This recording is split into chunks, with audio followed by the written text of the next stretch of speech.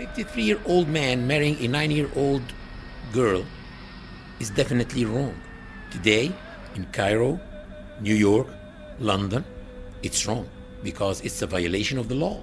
Eudora Comnene, the wife of King Baldwin III of Jerusalem, was born in 1145. She became the wife of King Baldwin III at the age of 13.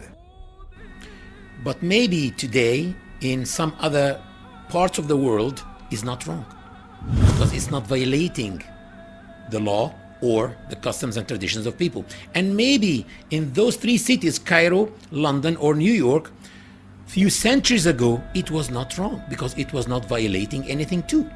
So to say that something is wrong or not, you have to say it's wrong because of what? Because it's violating what? Now let's go through European palaces to see more of these cases. In the 12th century, on September 14th in 1169, a Byzantine emperor named Alexis Comnenus II married a beautiful girl named Agnes when her age was only 9 years old. It was an official and natural marriage back at that time. Also, when do people get married? Usually people get married after they finish their studies because it's very difficult to study and be married at the same time. So in the cities you find girls getting married in the age of 22, 23 after they finish college. In the villages where usually people don't go to college, you find girls getting married in the age of 18, 19 after they finish school. What do you think was the case when there were no schools or colleges? What were girls doing? They were just getting married as soon as they reached puberty. Mary, peace be upon her, gave birth to Al-Masih ibn Maryam, or Jesus, when she was only 13 years old. Actually, today, after 1500 years, you find in the US girls getting married by the law at the age of 13. In New Hampshire, the age of marriage starts at 13 years old for girls by the consent of their parents. In Texas, 14 years old. In Missouri and Mississippi, 15 years old by the consent of their parents.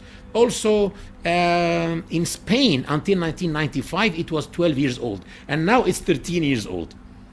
In Canada, 100 years ago, it was about 11 years old.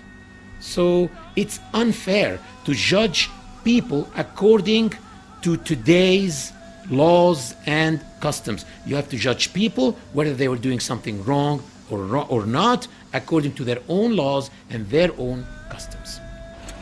In 1184, Margaret, the Empress of Hungary, got married to Isaac II, the Byzantine emperor, when she was only 9 years old.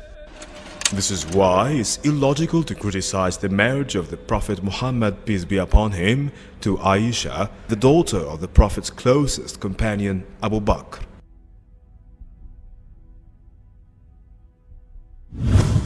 One may ask himself, did Prophet Muhammad, peace be upon him, had any enemies?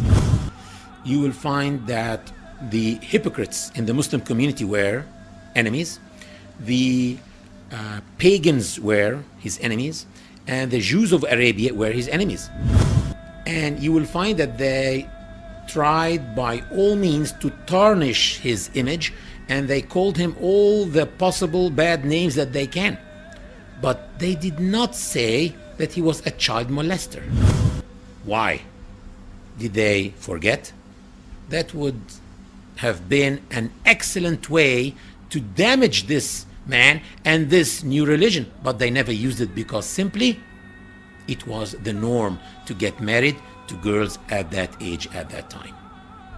And for those who say that she was a molested child, molested by Prophet Muhammad, peace be upon him, I ask them, do molested children love their molesters? And if you want to read the perfect love story, Shakespeare, We all know this famous British outstanding playwright and his famous play Romeo and Juliet, with which the age of Juliet, the heroine of this play, was not more than 13 years old. I recommend that you don't read Romeo and Juliet, because actually Romeo committed suicide at the end of the story. Read Muhammad and Aisha. In the very words of Aisha herself, explaining how beautiful this relationship was between her and Prophet Muhammad, peace be upon him.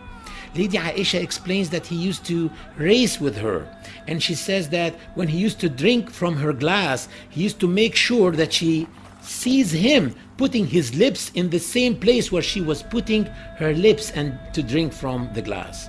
Lady Aisha says that when she used to say, "Oh my God, I have a headache," he used to say, "It's me who can sense your headache in my head."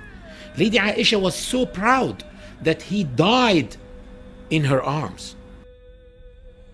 على رهبته المتبسم اقرأ نبي الله اقرأ وابتهل وبذكر ربك يا نبي ترنم اقرأ وربك ملهم سبحانه قد علم الإنسان ما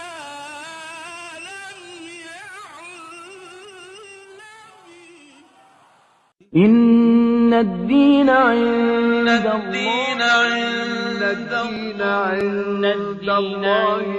الله الإسلام